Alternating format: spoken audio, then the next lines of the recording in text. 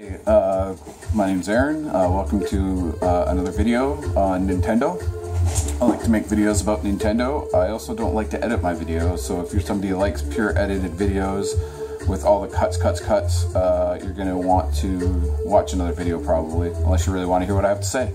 And what do I have to say? So, lots happened in the last little while since I posted my last video. I got a Switch, I played Zelda, I put 105 hours into Zelda.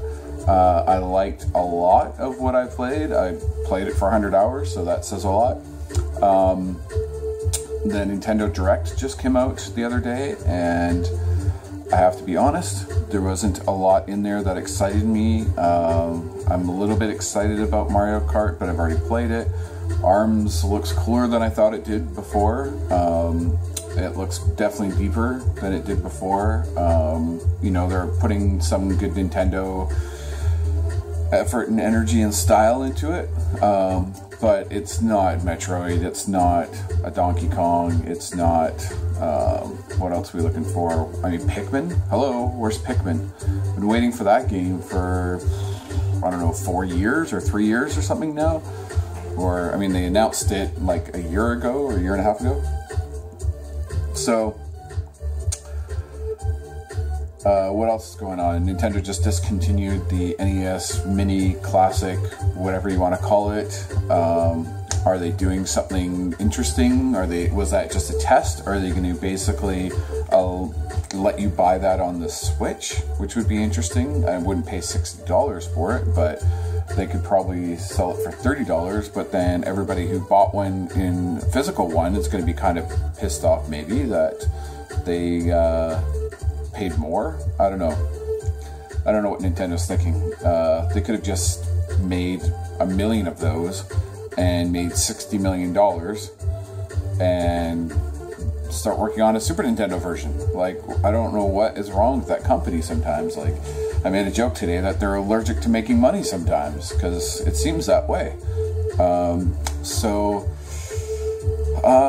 Thinking as Nintendo as an investment, and that's what I tend to like to do when I make these videos, and I think it's still a good investment. I mean, is this more confusing than anything else that Nintendo ever does that's confusing? Because a lot of the stuff they do is confusing.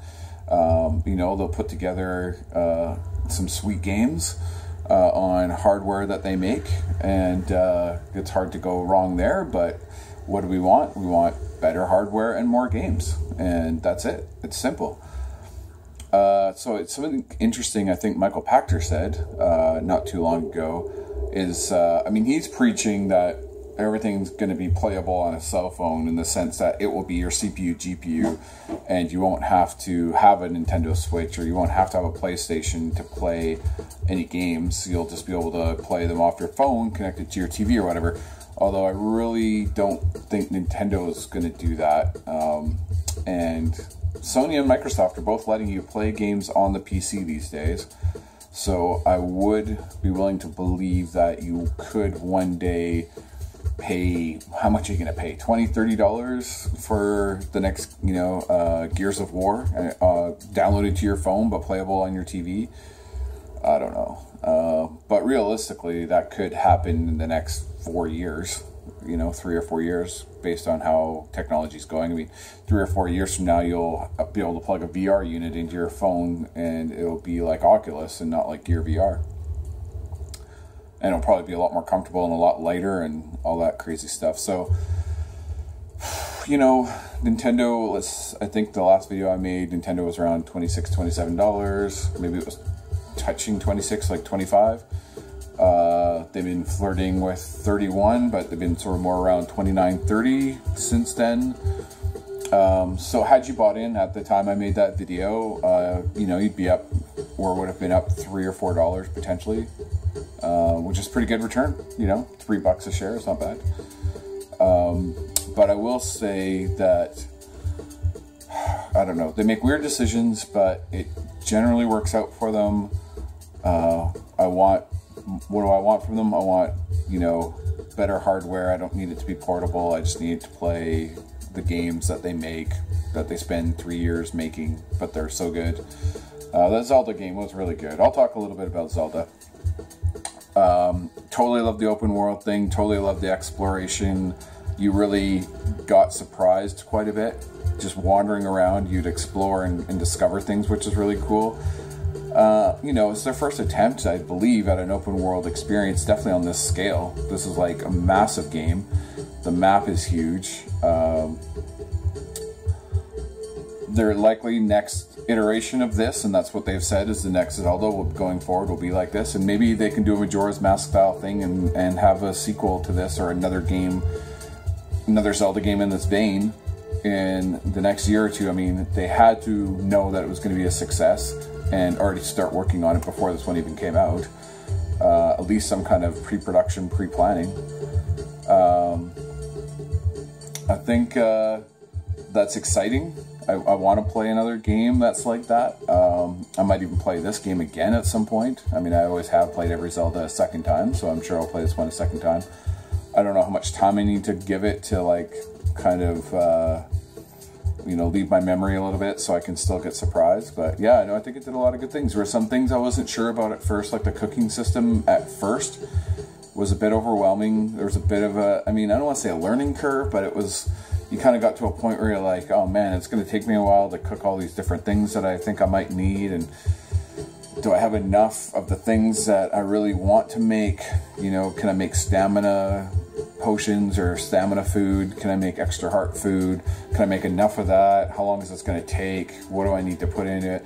Eventually you kind of realize you just need to pair a stamina thing with a heart thing, you know, and that's good. And then you an extra heart thing with a heart thing, or you know, there's it's pretty basic, and then the more of it you put in, the better it is. But I would say, you know, once you get used to that, it's not a big deal. The horses in the game, I think, wasn't a home run. They didn't really hit the mark with me with the horses. I think that it's not a bad thing, but I just tended not to use them very often. If there was a couple of quests, I'd use it for a quest. But you know, the effort of going and taming a horse, and then take your horse back to the rancher place when you wanted to store your horse, the stables when you wanted to store it, and then go get that one again, or just find another one that you happen to have around. And then they weren't that much fun to control. They kind of went a little too like, oh, let's kind of be a little more realistic with how a horse would behave, and how you'd have to tame it and stuff, and how you'd have to continue to give it love to keep it behaving the way you want it to. I mean, that's interesting, but at the end of the day, I just, like, if I'm on a horse in a game like Zelda, I'm going from A to B, and I need it to get me from A to B in an easy and fast manner. I don't need it to, like, fight me, or, like, you know, make me give it love periodically so that it will behave. Although I did like and thought it was a neat idea that you could bring the horse to a path, or just let it walk to a path, and then it would just walk that path to the next thing, you know, the next stable or the next whatever. I thought that was a really cool idea, and I used that a couple of times, but I used the horse like 1% of the time, honestly. Barely ever used it. Combat was okay. I wasn't a big fan of you know, always having to use the Goron shield thing if I didn't want to. Like, it was an automatic thing that you were gonna maybe waste. Not a big fan of that.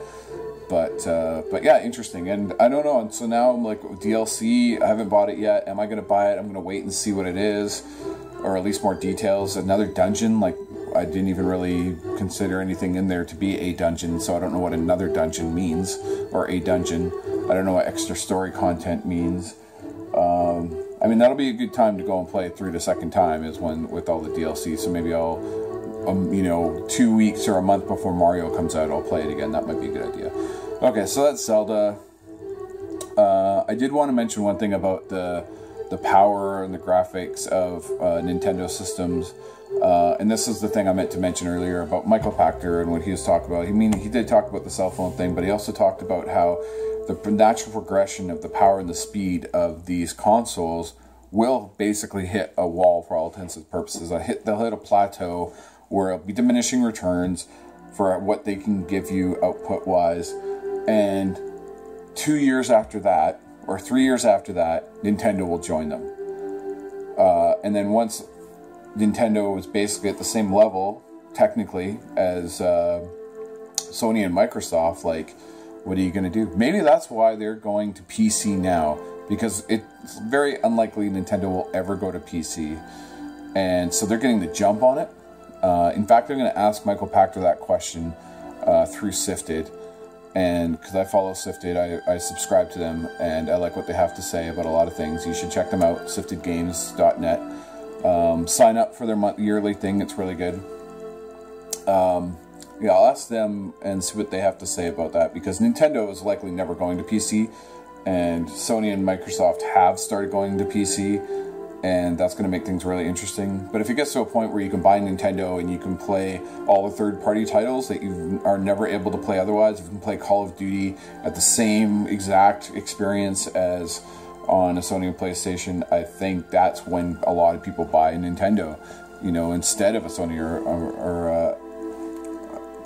or Microsoft product, because you can have your PC and a Nintendo and play every single first-party title on all the systems in the best quality possible. That's going to be ultimate. So that'll be where Nintendo finally wins. But what are we talking, like 2021 or 2024?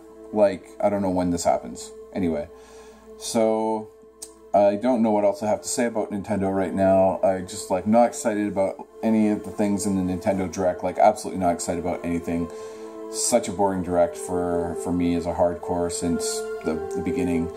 I'm really hoping E3 is exciting. Maybe we get some Pikmin, some Metroid, some Donkey Kong, some, I don't know, anything interesting. I think they aren't going to go down stock-wise, stock price value. I don't think they're going to be going down anytime soon. They're selling Switches very fast. It's very positive for the most part. I think people are generally happy with it so far. If they can release software, they'll sell that software, which is really good. It will have a high attach rate. Anything half decent will do really well.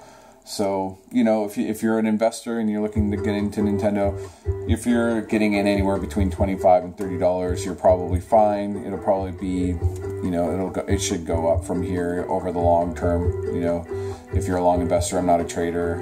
You know, I don't do short trading, and I don't own any Nintendo. I'll say this now because I'm wrapping up my video. I don't own any Nintendo. I'm not going to buy any Nintendo in the next 72 hours or even 96 hours. This is just my own opinion as a gamer for a long time, back from the Atari days.